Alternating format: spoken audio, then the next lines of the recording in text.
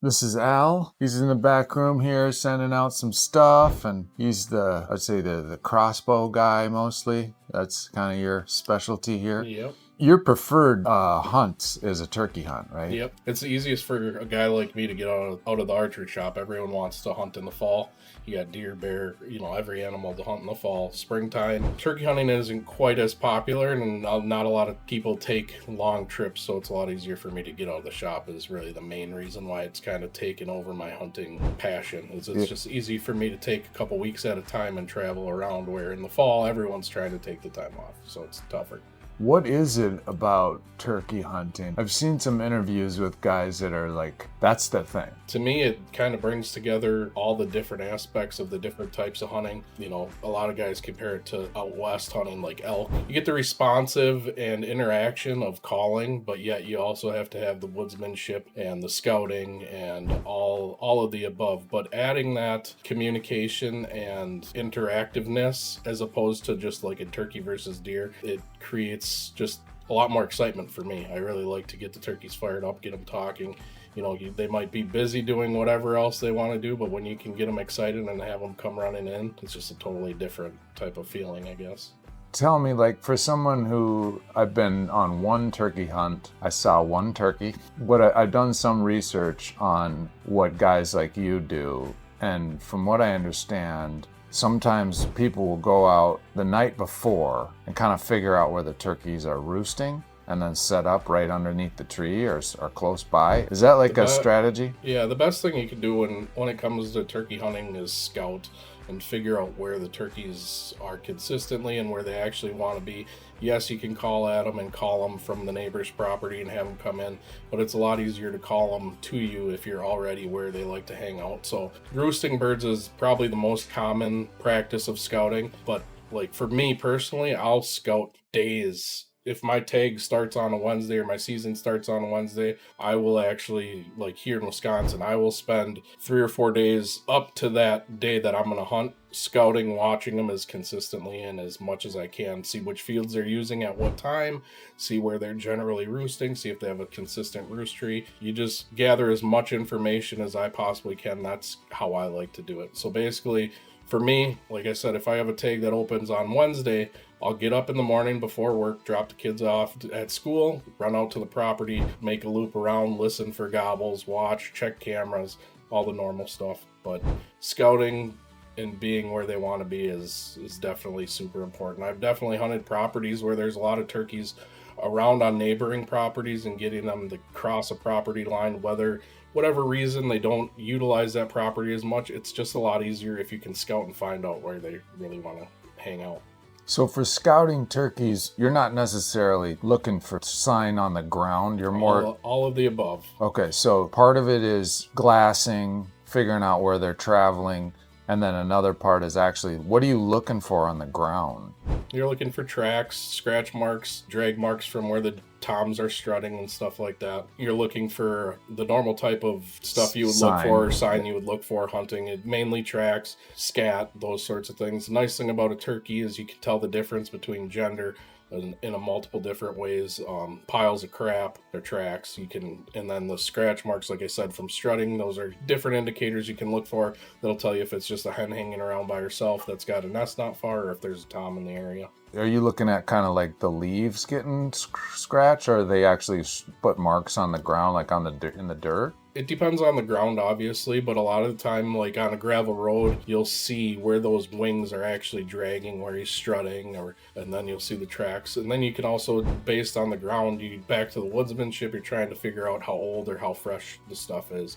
And a lot of that, you're just taking the years of doing it and kind of narrowing it down from there. I would imagine you got to have a pretty good eye. I mean, I wouldn't know the difference between just a leaf turning up and a wing dragging, you know what I mean? Usually with turkeys too, or with a lot of this stuff, is you're going to have more than one indicator. So like if you're going to see a track, then you're going to stop, look at that track, and then you'll start looking around, and that's when you'll see the scratch marks or stuff like that. You need pretty soft, sandy soil to see some of that stuff, but then you got to look at like when's the last time it rained, how fresh are those tracks potentially, how soft is that dirt, push your hand in there, kind of get an idea of how soft it is, how old or how long it is. So there's all those little normal things that you would do when you're scouting just to try and narrow it down. Obviously, my personal favorite is if you have properties that you can glass the main fields, when you can actually see the birds and get the actual data. To me, is my favorite way to do it.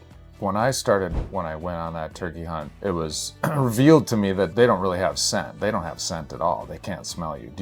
So when you're in the blind, obviously you want to be quiet, you want to be as smooth as you can, drawing your bow and all that. What's your strategy once you're in the blind? Like, are you wearing black? You definitely are wearing all black. You're blending in with the shadows. Same thing with your setup or your blind. You want to make sure you're not facing it into the sun. You want to stay back and as dark as possible, because that's going to be really the only way they're not going to see you in that ground blind. If there's too much light shining in, or they're going to catch every little bit of movement. Movement is the number one thing that you have to avoid. Slow, away from windows, in the shadows is really how you're going to get that done. Yeah, because I mean, I've been in tree stands before, deer hunting, when I actually had a turkey tag, and they'll be 50 yards away and they'll catch your eye movement. I mean, they're so turned on. Yep.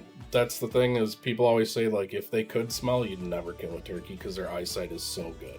What are you using for, like, draw weight, broadhead setup, arrow weight? As far as like poundage and that kind of stuff goes, I don't really mess around with it too much. Honestly, if you're above the legal and using the right broadhead, they're super tough, but what makes them so tough, in my opinion, is the size of the vitals. I mean, you have about a golf ball that you have to hit in the vitals, and with the feathers, how everything lays, it's very hard to pick that particular spot when you're aiming at the bird. To me, what it comes down when you're talking about setting up for turkeys is you just want a big expanding broadhead if you're body shooting them. The bigger cut that you can get to fly accurately out of your bow is probably the better option. That's my opinion. Otherwise, the head loppers, the decapping broadheads and arrow setups are a lot of fun too. I shot one turkey. Actually, I should take that back. I went on 2 turkeys. One hunt was just was inside Dan's garage, and I shot a turkey, but I shot it in the breast. He's like, no, you can't shoot it in the breast. You got to get it broadside, basically, and get it in the vital. Because you're not going through that breast. It's thick. You actually can shoot through the breast pretty easily, but the big thing is there's nothing there but meat. Like, you think about when you are eating a piece of turkey, when you open up that breast, there's not really any veins or blood going in there that you're cutting through. So there's nothing fatal. Really, turkeys pound for pound are probably, with a bow, probably one of the tougher animals to kill, because you have such a small window or small vital of kill. And then the other thing is, if you don't hit them in the right spot, is they go a long ways, and they're very good at hiding if they're wounded. When it comes to turkey hunting, learning the anatomy and where to actually shoot a turkey, in my opinion, a lot of targets that are off. Big thing for me is always aiming right above the leg, right above the top third. That seems to be about the most consistent. With when you're aiming above the leg, it is a touch back from where the vitals actually are by, you're talking an inch maybe. When you're above the legs, you hit it high, you're going to break the back and the bird can't go anywhere. You hit it low, you're going to break at least one of the legs and the bird can't fly. So you're slowing it down. It gives you a little bit more room for error, where if you're aiming more right where that vital is, if you shoot it low, you're going to hit it in the breast and you're not going to find that bird. Obviously, if you hit it high, you're still got the spine there and you got a lot of hope. But the big thing, a lot of the times, a lot of guys tend to shoot turkeys lower than high. If you shoot them higher, you're always better off.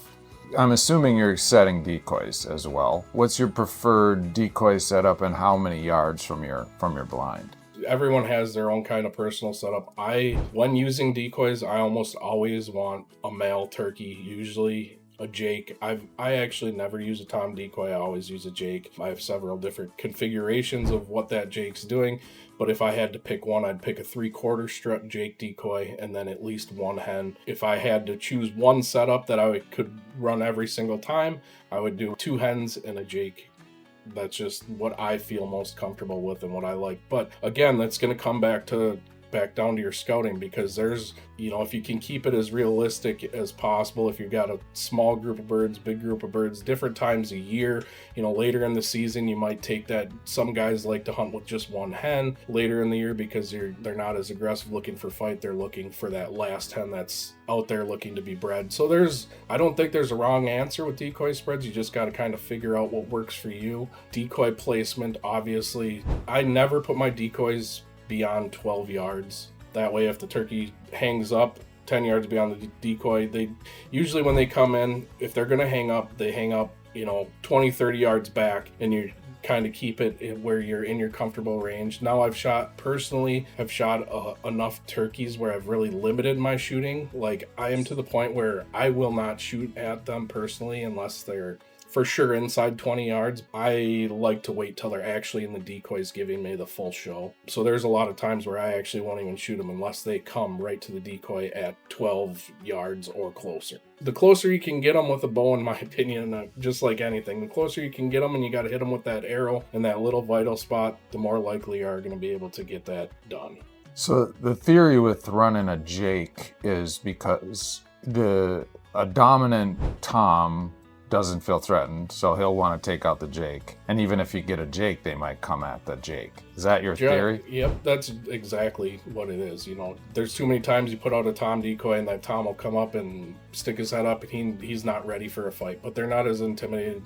Generally speaking, like if you watch enough videos and do enough research, it seems like a lot of the time when Toms are afraid of Jakes, it's because the Jakes are in a bigger group.